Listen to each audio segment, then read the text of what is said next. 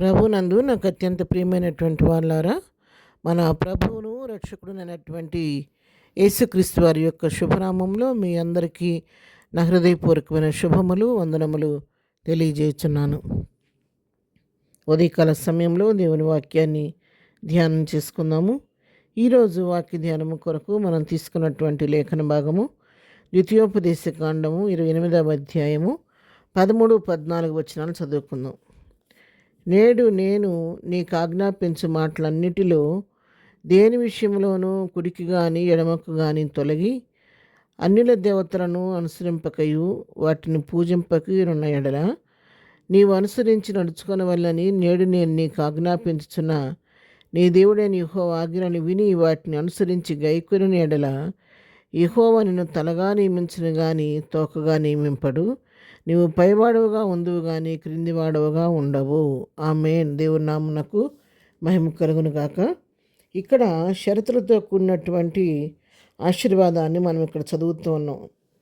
పిల్లారా, ఈ వాక్య భాగం చదవంగానే దేవుడు నిన్ను తలగా చేస్తాడు కానీ తోగ్గా నియమింపడు, పైవాడుగా ఉంచుతాడు కానీ క్రిందివాడుగా ఉంచాలన్న వాక్యం చదువుకోగానే అందరికీ చాలా సంతోషం అనిపిస్తుంది కదా. దేవుడు నన్ను ఈ విధంగా ఆశీర్దిస్తాడు, నన్ను తలగా ఉంచుతాడని. అంతేకాదు కొన్నిసార్లు ప్రార్థనలో కూడా ఈ వాక్యాన్ని ఎత్తిపట్టి మనం ప్రార్థన చేస్తూ ఉంటాం. ప్రభువా, నేను నమ్మిబడిన తలగా ఉంచుతాను, తోగ్గా చేయనన్నావు కదా. అప్పు ఇచ్చేవారుగా చేస్తా కానీ పుచ్చుకునేవారిగా చేయనన్నావు కదా. పైవారుగా ఉంచుతాను, క్రిందివాడిగా ఉంచవన్నావు కదా. మరి ఎందుకు నా పరిస్థితి ఈ విధంగా ఉంది, నన్ను తలగా చేయమని ప్రార్థన చేస్తూ ఉంటాం వాక్యాన్ని ఎత్తిపట్టి కొన్నిసార్లు. అయితే పిల్లారా, దేవుడు ఈ విధంగా మన జీవితాల్లో ఉండాలంటే, మనం తలగా ఉండాలంటే, పైవారిగా ఉండాలంటే ఏం చేయాలో కూడా ప్రభు ఇక్కడ చక్కగా స్పష్టంగా ఈ మాటలు ఇక్కడ రాసిపెట్టాడు. ఏం చేయాలంటే, మరి దేవుడు ఆజ్ఞాపించే మాటలన్నింటిలో దేని విషయంలో కుడికి కానీ ఎడమకు కానీ తొలగిపోకూడదు. ఆయన ఇచ్చినటువంటి ఆజ్ఞల అనుసారంగా మరి వాటిని అనుసరిస్తూ వాటి నుండి కుడి ఎడమలకు తొలగిపోకుండా వాక్యానుసారంగా దేవుని చిత్త ప్రకారంగా ప్రభు వైపు చూస్తూ ముందుకు సాగిపోయేవారుగా ఉండాలి. రెండోది, అన్యుల దేవతలను అనుసరింపకయు వాటిని పూజింపకయు ఉండాలి.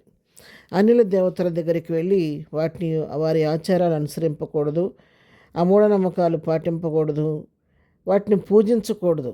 వాటికి మనం దూరంగా ఉండాలి. విగ్రహారాధన జోలికి పోవద్దని వాక్యం సెలవిస్తుంది. కాబట్టి మన దేవుడు సజీవుడు కాబట్టి అన్యుల దేవతల యొక్క మరి పద్ధతులు మనం ఆచరించకూడదు, వాటిని అనుసరింపకూడదు, వాటిని పూజించకుండా ఉండాలి. మూడోదిగా ఏం చేయాలంటే, మరి వాటిని మన దేవుడు మనకిచ్చిన ఆజ్ఞలను గైకొంటూ ఆజ్ఞను అనుసరించి నడుచుకుంటూ ఉండాలి. దేవుడిచ్చినటువంటి ప్రతి ఆజ్ఞను విని వాటిని అనుసరిస్తూ ఆజ్ఞల ప్రకారం వాటిని గైకొని ఒక ఆజ్ఞల ప్రకారం మనం జీవించినట్లయితే అప్పుడు దేవుడు, నా బిడ్డ ఈ విధంగా నా మార్గంలోనే నా తిరణైన మార్గం నడుస్తుంది, కుడి ఎడమలు తొలగకుండా నా వైపే చూస్తూ ముందుకు సాగుతుంది, ఏ అని దేవతను నాశించకుండా నేను తప్ప వేరొక దేవుడు నీకు ఉండకూడదని చెప్పిన ఆజ్ఞను అనుసరిస్తూ ఏ అన్ని దేవతల జోలికి పోకుండా నా యందే విశ్వాసం ఉంచి నడుస్తుంది. మూడోది, నేను ఇచ్చిన ఆజ్ఞలన్నిటినీ నా బిడ్డ గైకొంటున్నాడు నా కుమారుడు కాబట్టి నా బిడ్డ విషయంలో నేను మేలు చేయాలని చెప్పిన ప్రభు ఏం చేస్తాడంటే,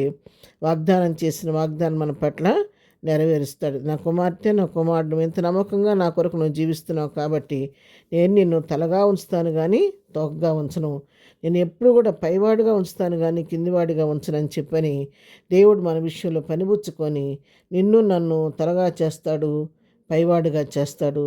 అనేకులు మనల్ని చూసిన వారు ఆశ్చర్యపోయే రీతిగా, అరే మనతో కూడినటువంటి ఈ వ్యక్తి ఎందుకు ఈ విధంగా పైకి వెళ్ళిపోయింది, ఎందుకు ఈ వ్యక్తి ఈ విధంగా ఆశీర్దించబడ్డాడు, దీనిలో అన్న కారణం ఏంటి అని అనేకులు ఆశ్చర్యపోయే రీతిగా నీ తలను నా తలను ఆయన పైకెత్తుతాడు. నీ ఉన్న స్థితి నుంచి ఆయన నిన్ను పైకి లేవనెత్తాడు. కాబట్టి సమస్తను చేయగల శక్తి కలిగిన దేవుడు మనకున్నాడు. కాబట్టి ఆయన ఇచ్చిన ఆజ్ఞలను గైకొంటూ ప్రభు చెప్పిన రీతిగా నడుచుకుంటూ ప్రభు చిత్తానుసారంగా జీవిస్తే తప్పకుండా ఆయన వాగ్దానం మనం అందరూ స్వతంత్రించుకోగలుగుతాం. కాబట్టి ఆ విధంగా ప్రభుకి ఇష్టమైన రీతిలో ముందుకు సాగిపోతూ ప్రభు వాగ్దానాన్ని కొరకు ఎదురు చూద్దాం. ప్రార్థన. ప్రేమ కలిగిన తండ్రి, పరిశుద్ధుడా, నీ పాదములకు వందనాలు. ఉదయకాలం మాకు ఇచ్చినటువంటి ఒక మంచి హెచ్చరికతో కూడినటువంటి ఆశీర్వాదపు వాక్కుని బట్టి నీకు వందనాలు నాయనా.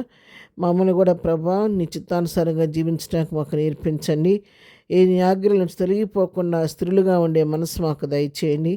నీవు చెప్పిన రీతిగా మమ్మల్ని కూడా తలగా చేయండి, తోగ్గా ఉంచొద్దు, పైవారిగా ఉంచి ప్రభా నీ ఆశీర్వాదానికి పాత్రలుగా మమ్మల్ని అందరినీ చేయండి. ఈ దినం మేము చేయి పనిపాట్లో రాకపోకలో క్షేమం దయచేయండి. ఈ దినం బర్త్డే మ్యారేజ్లు చేసుకుంటున్న బిడ్డలను దీవించండి, ఆశీర్వదించండి. ప్రపంచవ్యాప్తం జరుగుతున్న పునరుద్ధాన ఆరాధనలో మీరుండి ఆశీర్వాదకరంగా జరిగించి మహిమ తెచ్చుకోండి. ప్రతి వారిపైన నీ యొక్క ఆశీర్వాదాన్ని కృమ్మరించండి. ప్రతి వారి పట్ల నీ కార్యాలు నూతనపరచమని యేసునామములో ప్రార్థించి అడిగి పొందుకొని ఉన్నాము తండ్రి.